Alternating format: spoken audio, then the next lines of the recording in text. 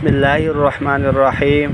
قبیلہ عبد القیس کا وفد رسول اللہ صلی اللہ علیہ وسلم کی خدمت میں آیا اور عرض کیا، یا رسول اللہ، ہمارا تعلق قبیلہ ربیعہ سے ہے اور ہمارے اور آپ کے درمیان راستے میں کفار مضر کا قبیلہ پڑتا ہے، اس لیے ہم آپ کی خدمت اقدس میں صرف حرمت کے مہینوں میں ہی حاضر ہو سکتے ہیں۔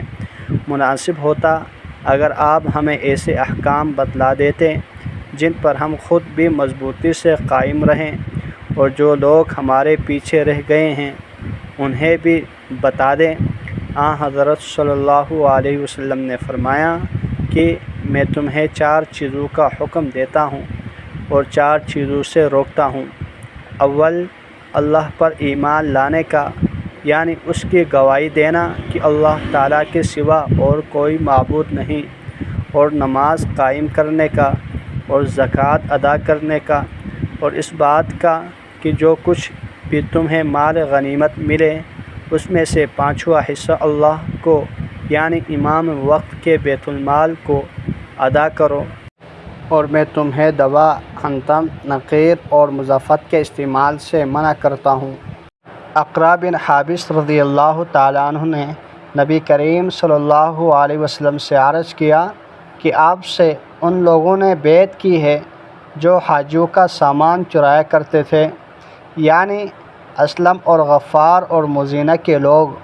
محمد بن ابی یعقوب نے کہا کہ میں سمجھتا ہوں کہ عبد الرحمن نے جحینہ کا بھی ذکر کیا۔ شعبہ نے کہا کہ یہ شک محمد بن ابی یعقوب کو ہوا۔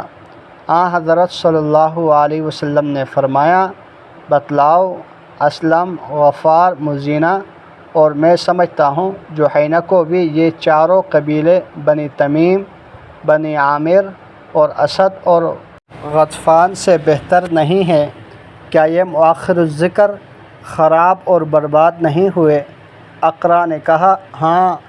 آپ صلی اللہ علیہ وسلم نے فرمایا، قسم ہے اس ذات کی جس کے ہاتھ میں میری جان ہے، یہ ان سے بہتر ہے۔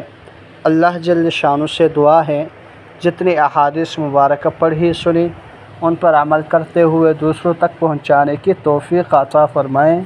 جزاکم اللہ خیرا کثیرا۔